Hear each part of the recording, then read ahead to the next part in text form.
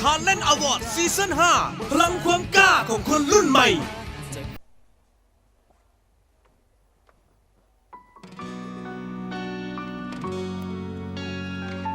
สบายดี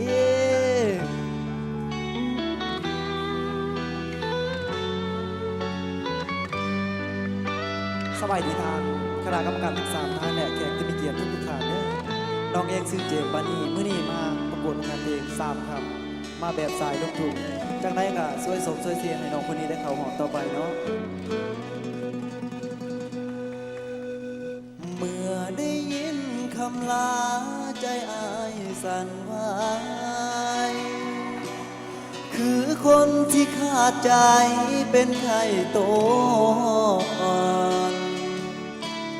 บ่มีทางรักษาคือจังสิไปบ่รอดลงนั่งอยู่กับหมอหายใจบ่ทัน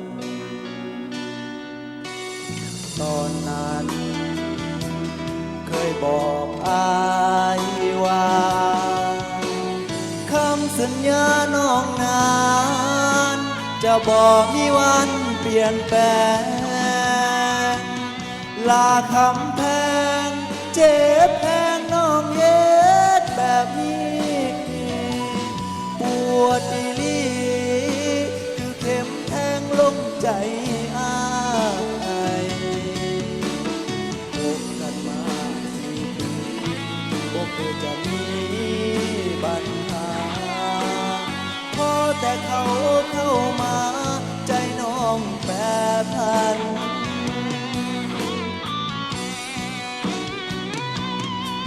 3 ค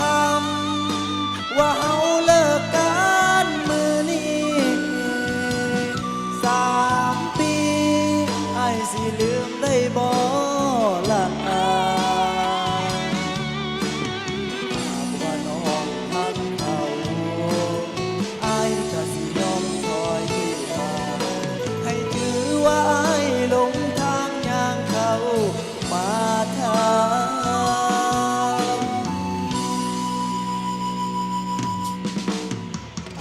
ยิ้มทั้งน้ำตาเมื่อเจ้าเลือกเขาน้องบอกว่าหักเขาเป็นไปบ่ได้อดีตที่เคยผ่านมาน้องบ่ต้องเสียใจนับแต่นี้ต่อไปถือว่าเป็นการ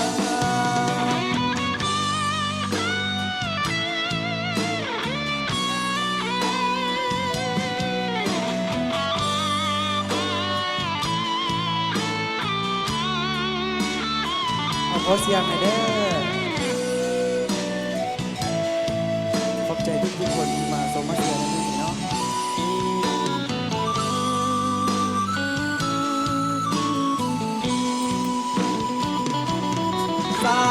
3 ค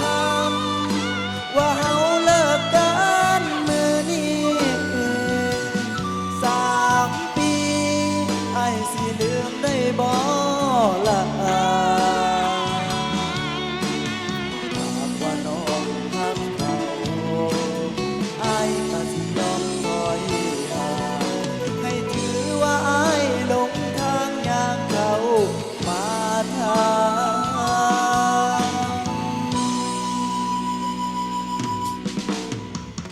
ยิ้มทั้งน้ำตาเมื่อเจ้าเลือกเขาน้องบอกว่าเขาเป็นไปบ่ได้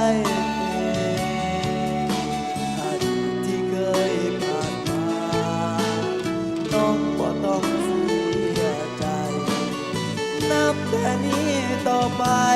ถือว่าเป็นการเจ็บจนว่าหลงทางอย่างกับมือ